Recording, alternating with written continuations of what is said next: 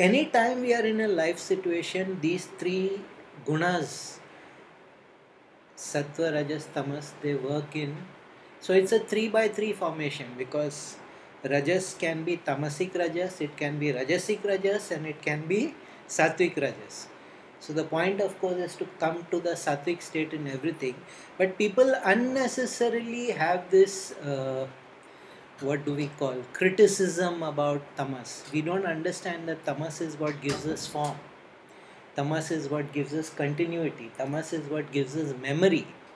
Tamas is what enables us to wake out of sleep and not start all over again. Tamas gives us that same set of habits, that same set of, other than it becomes like that 51st dates. Have you seen that movie? It's very, it's a silly movie, but it's very interesting in terms of this girl. Every time she goes to sleep, she wakes up with no memory of who she is. I just saw a snippet of that. Yeah, so she has to be, each time her family, the people around her have to remind her who she is. Or that other movie, that Memento remake, Gajni. Yeah, Gajni, of course, dialed it down from Memento, because Memento is a shocking conclusion in the end. But and Memento is a far superior movie.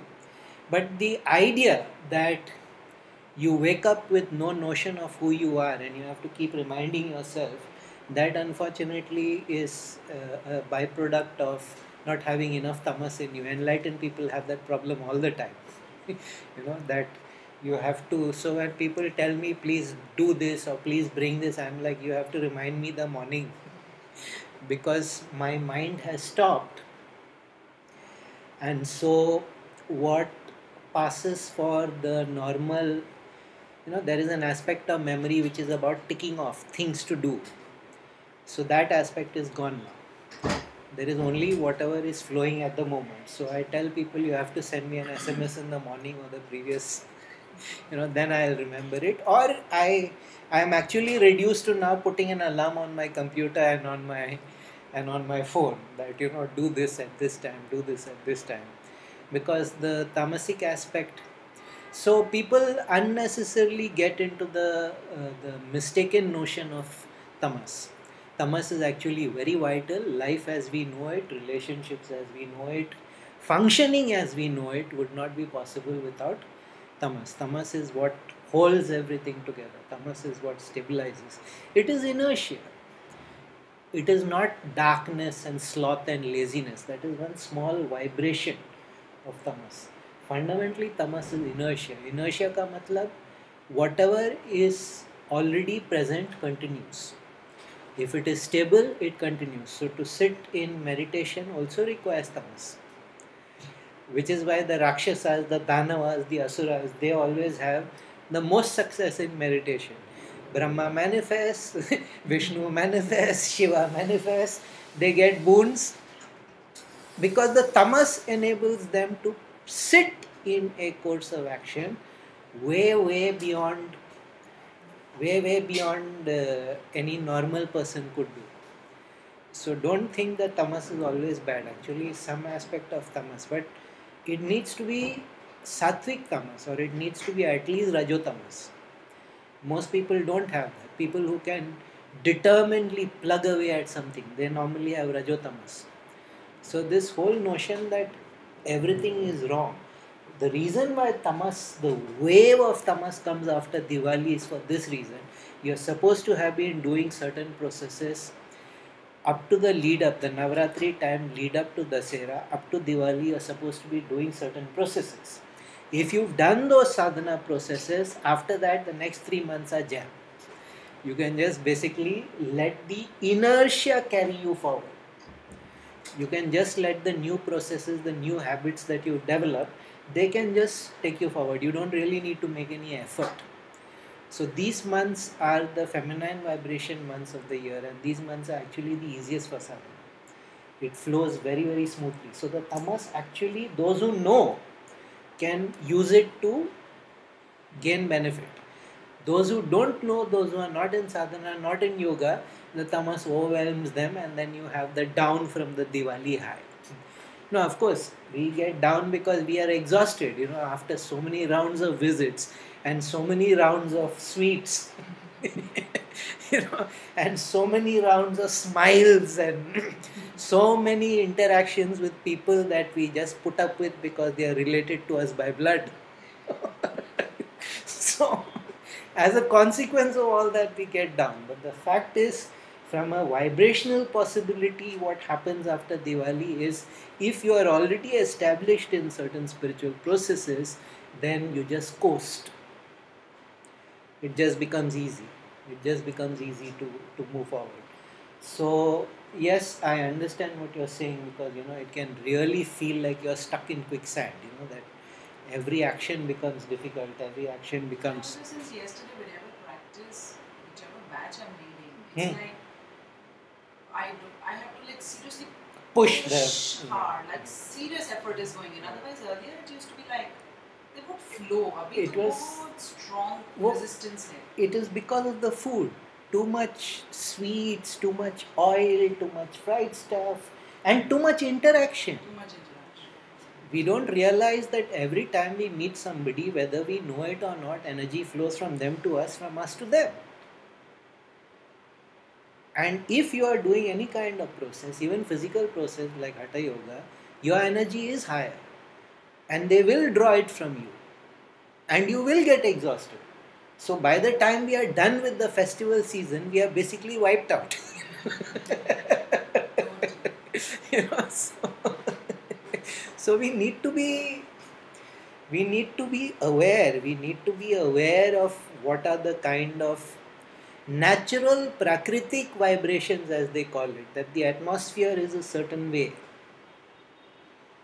The Vatavaran is a certain way. At this time of the year, it will be. Even the way the sun hits the. Have you noticed it's becoming dark much earlier now? Yeah, Yes, by by 6. 6:15 it's done. Otherwise, I remember when I first came to Mumbai in 1992 from Calcutta.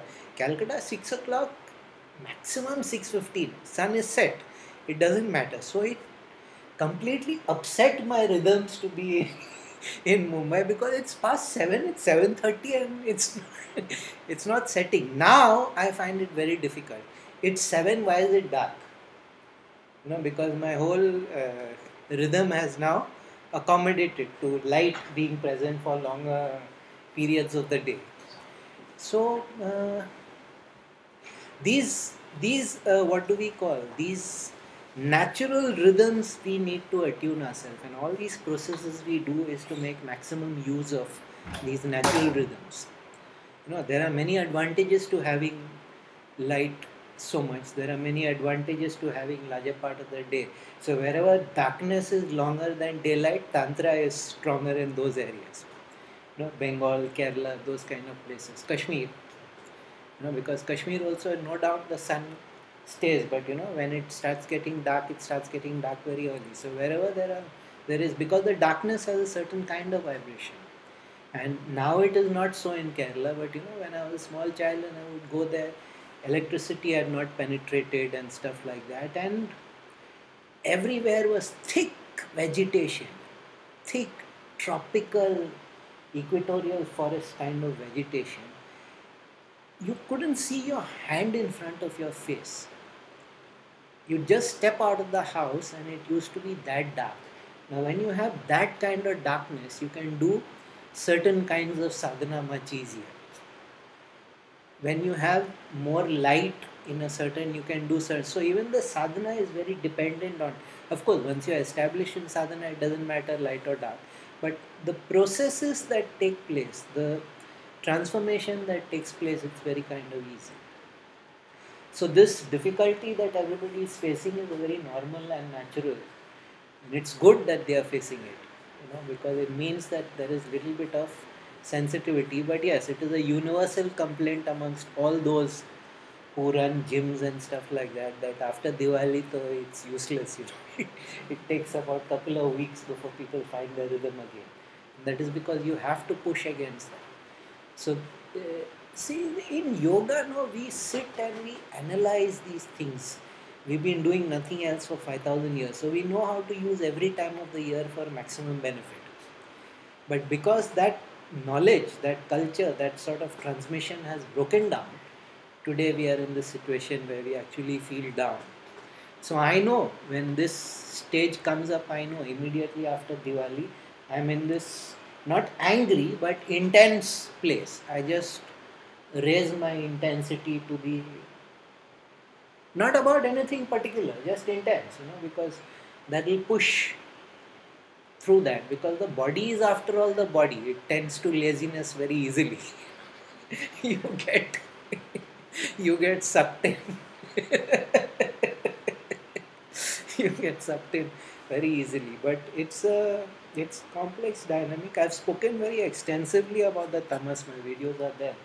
Tamas Rajas, the gunas. I've spoken very extensively. It was about 70 minutes talk, which I broke up because nobody has the patience. But this is the reason. Certain times of the year, Rajas is more active. Certain times of the year, Tamas is more active, and they are all useful. They are all useful if we know what to do. They are all useful even from a state of health, which is why previously the diet was seasonal. Whatever was available in fruits and vegetables, we would eat that. And you would be astonished how healthy those choices were. Today, because of refrigeration, everything is available all the time and nobody is eating healthily anymore.